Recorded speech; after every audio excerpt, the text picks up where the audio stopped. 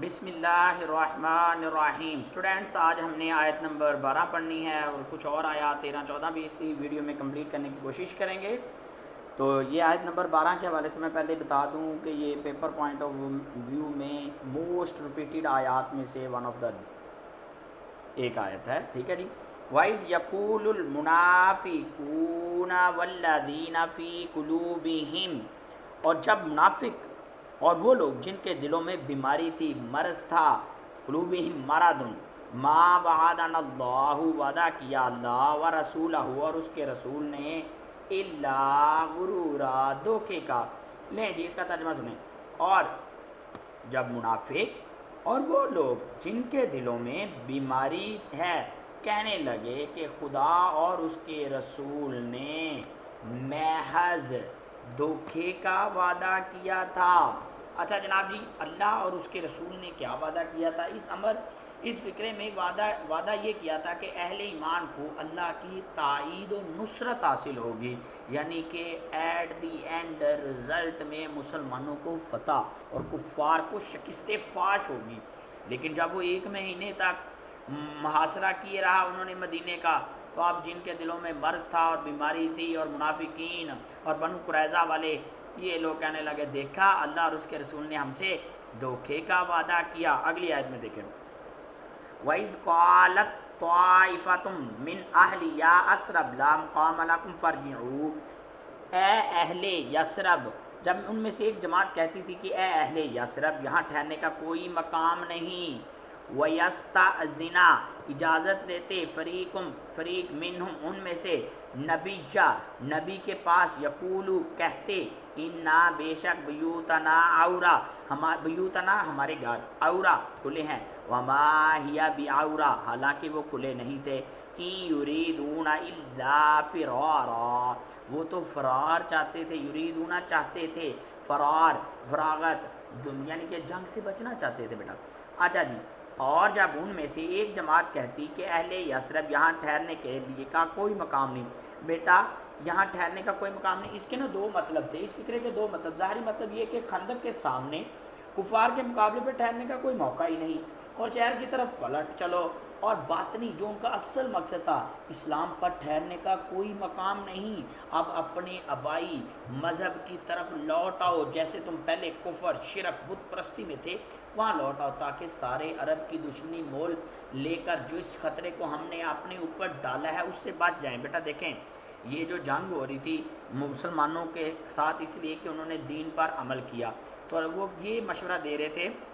کہ بھائی لوٹ آؤ، جب ہم لوگ یہاں، ہم سے مراد یہاں مسلمان ہیں، جب ہم لوگ یہاں سے مطلب کہ آ جائیں گے یہ کہہ کر کہ ہم تو کافر ہو گئے، تو کیا ابو سفیان کا لشکر ہم سے جنگ کرے گا؟ نہیں، ڈیفینیٹلی نہیں کرے گا بھائی، وہ کہے گا یہ بھی کافر ہو گئے، تو مقصد ان کا پورا ہو گیا، یہ ان کا ظاہری مطلب تھا۔ لیکن اگر کوئی صحابہ کرام کہتے ہوئے یہ کیا بات کر رہے ہو، تو کہتے ہمارا مطلب تو یہ یار خندق تو خود ہی ہوئی ہے، پھر اس کا ظاہری مطلب لے لیتے،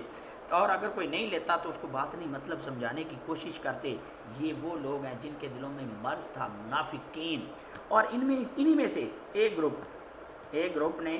پیغمبر سے آ کر اجازت مانگنے اور کہنے لگے کہ ہمارے گھر کھلے ہیں، یعنی کہ نہ ہمیں یہاں اس خطرے سے بچا لو۔ جب یہ اس وقت کی بات ہے جب بنی قریظہ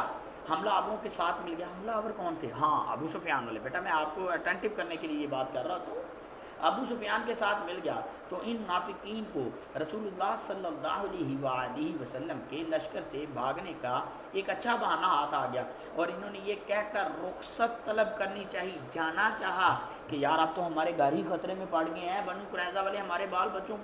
بچوں کو نقصان پہنچائیں گے۔ حالانکہ اگر سارے اہل مدینہ کی حفاظت کی ذمہ داری نبی اکرم صلی اللہ علیہ وسلم نے لی تھی، تو بنو قریظہ کے بد عہدی سے جو خطرہ پیدا ہوا تھا، اس سے شہر اور اس کے باشندوں کو بچانے کی تدبیر، بچانے کی پلاننگ، یہ بھی تو نبی اکرم صلی اللہ علیہ وآلہ وسلم کی ذمہ داری تھی۔ آگے دیکھیں، حالانکہ وہ کھلے نہیں تھے، وہ تو صرف جنگ سے بھاگنا چاہتے تھے۔ جنگ کا لفظ یہاں آیا نہیں، میں نے ویسے ہی بولا، یعنی اس خطرے سے بچاؤ کا انتظام تو نبی اکرم صلی اللہ علیہ وسلم نے کرنا تھا، یہ انتظام سے فارغ کرنا چاہتے تھے، وہ لشکر کی حیثیت سے نہیں بلکہ وہ یہاں سے نکلنا چاہتے تھے تاکہ ہم لوگ بچ جائیں، ہم مطلب کفار کے ہتھے نہ چڑھ جائیں۔ بنو قریظہ کے ساتھ تو ان کی پہلے سے انڈرسٹینڈنگ تھی، کیونکہ یہ لوگ منافقین تھے۔ آگے جی اگلی آیت ولو دخلت، اور جب دخلت علیہم ان پر فوجیں آ جاتی یا یعنی کہ ان کے اوپر چڑھ آتی من اقطارہا ثم سئلوا الفتنۃ، من اقطارہا ثم سئلوا الفتنۃ، پھر ان سے خانہ جنگی کو کہا جاتا، سئلوا الفتنۃ لڑو بھائی، لا آتوہا وما تلبسوا بہا الا یسیرا، نہیں لڑتے مگر بہت کم۔ یہ ترجمہ بڑا مزیدار ہے، یہ منافقین کے بارے میں۔ اگر فوجیں اطراف مدینہ سے ان پر آ داخل ہوں، یعنی کہ فوجیں ان پر حملہ کر دیں تو ان سے کہا جائے نا خانہ جنگی کرو بھائی لڑو، تو لڑنے لگیں، فوراً لڑنے لگیں، لیکن اس کے لیے بہت ہی کم توقف کریں۔ توقف بیٹا ٹھہرنا، رکنا، یعنی لڑائی کے لیے استقامت کرنا، ڈٹ جانا، یہ کام نہیں وہ کرتے تھے، رکتے نہیں تھے، اچھا جی لڑائی کرو فوراً لڑنے لگے، یہ جی میں نے یہ کر دیا، میں نے وہ کر دیا، ساتھ ہی جیسی نبی اکرم صلی اللہ علیہ وسلم ادھر ادھر ہوئے ساتھ ہی غائب، یعنی توقف نہیں کرتے، ٹھہراؤ نہیں کرتے۔ یہ سارا کا سارا طرز عمل ان لوگوں کے لیے ہے جو منافقین تھے۔ شکریہ اسٹوڈینٹس۔